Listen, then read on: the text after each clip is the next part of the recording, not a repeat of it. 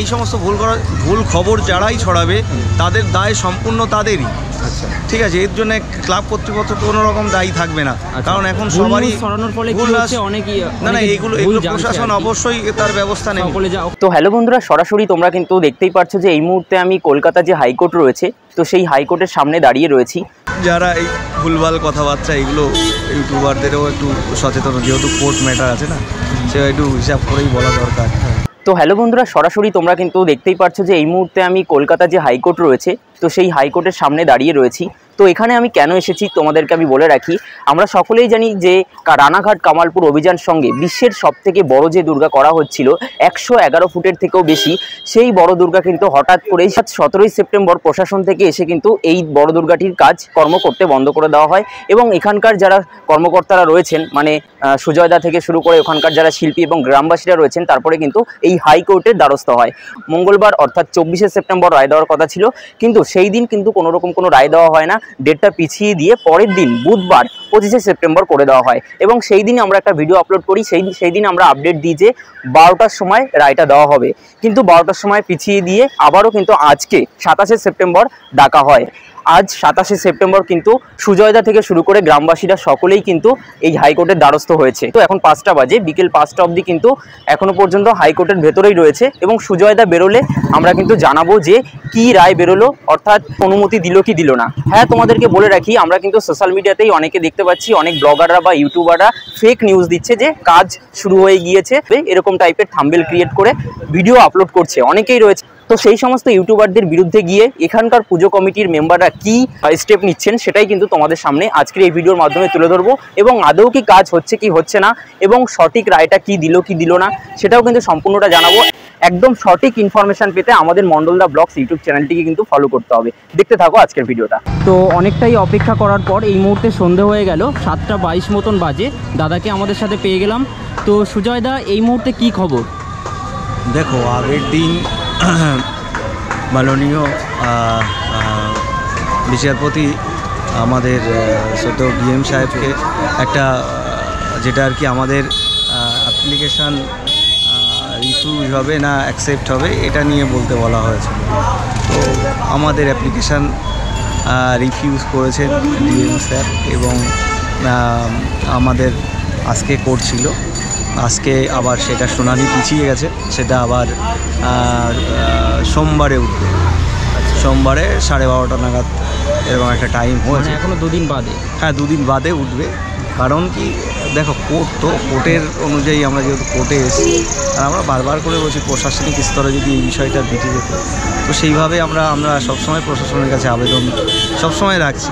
কিন্তু যারা এই ভুলভাল কথাবার্তা এগুলো ইউটিউবারদেরও একটু সচেতন, যেহেতু কোর্ট ম্যাটার আছে না, সে একটু হিসাব করেই বলা দরকার।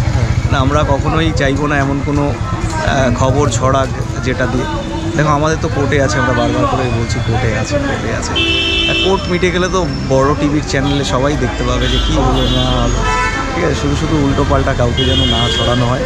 হ্যাঁ, যেটা আর কি যে নির্দেশ এসেছিলো সেই নির্দেশে আমরা এতদিন তো সদুত্তর পাচ্ছিলাম না, যে অ্যাকচুয়ালি আমাদের প্রশাসন কোনো নোটিশ দিচ্ছিল না, কিছুই দিচ্ছিল না।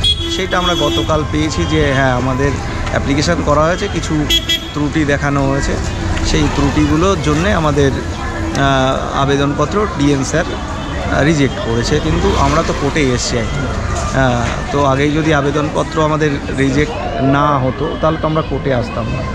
কোর্টে এসেছি তো রিজেক্ট হবে জেনে শুনেই আমরা এসেছি। তো সেই হিসাবে আমরা তাও আবেদন রাখছি এখনও, যেন যে সমস্যাটা আছে, সামান্য কিছু হয়তো অসুবিধা আছে, সেইগুলো মিটিয়েও যদি আমরা পুজোটা দিকে এগোতে পারি, সেটা এখনও প্রশাসনের কাছে আমি আবেদন রাখছি। ডিএম স্যারকে একটা কোর্ট থেকে একটা যেটা বলা হয়েছিল যে এই বিষয়টা পুজোর যে পারমিশনের জন্য চাওয়া হয়েছে সেটা অ্যাকসেপ্টেড ইয়া নট অ্যাকসেপ্টেড। তো এবার প্রশ্ন যেটা, সেটা হচ্ছে যিনি শিল্পী রয়েছেন, মূল শিল্পী আমরা সকলে বলছি, তো শিল্পী তো অনেকেই, তিনি গতকাল আমি একটা ভিডিও দেখলাম, বা আজকেও সেই ভিডিওটা পুনরায় একজন আপলোড করেছে, সেখানে দাদাকে প্রশ্ন করা হচ্ছে যে কাজ কি আবার শুরু হবে।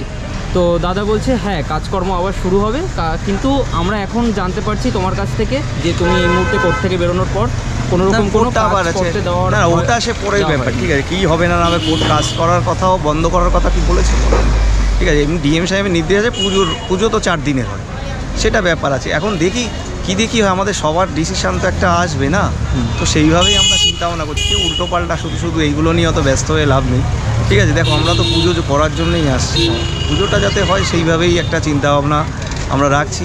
হ্যাঁ, যাই হোক, যেটা হোক একটা জানতেই পারবে সবাই। একদমই তাই।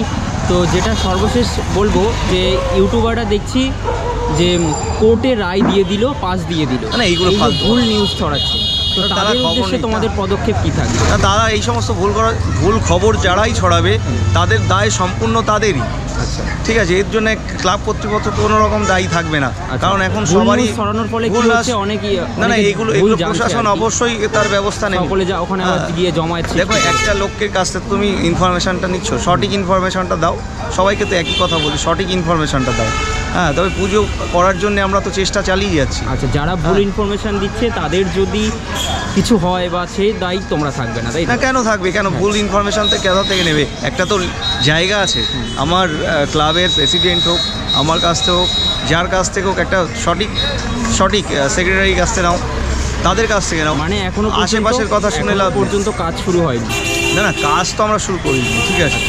তো সেটা হচ্ছে কাজ, তো দেখো কোর্টের যেটা আছে সেটা আছে, হ্যাঁ, এবার সেগুলো নিয়ে কথা আলাদা, ঠিক আছে, সেটা আমরা পিছিয়ে সোমবার করা হলো, সোমবার তাও কটা নাগাদ আমরা সদুত্তর পাচ্ছি? ওই 12:30টার আশেপাশে হবে, 12:30টার আশেপাশে, মানে আশা করা যাচ্ছে। কোর্টের ব্যাপার তো বুঝতেই পারছো, আমরা তো টাইমের পর টাইম পেয়ে যাচ্ছি। আচ্ছা, দর্শনার্থীদের উদ্দেশ্যে কি বলবে? দুর্গা পুজো কি হচ্ছে? আশায় থাকুন, আমরা আশায় রয়েছি করার জন্যে, সবাইকে দেখানোর জন্য আশায় আছে। দেখো, সবারই তো ইচ্ছা এটা, সে তো আমরা বারবার করে বলছি, সবারই ইচ্ছা এটা, মানে এই পুজোটা যে হবে না এরকম কোনো ইচ্ছা লোক নেই, মাকে সবাই ডাকতে চায়। দেখো, আর এটা তো গ্রামের একেবারে সাধারণ পুজো, সেটা বারবার করে বলছি, যেটা সবাই দেখতে চাইছে। মানে এখনো অবধি তোমরা কোনো সদুত্তর পাও না, এখনো সদুত্তর পাইনি। ওকে।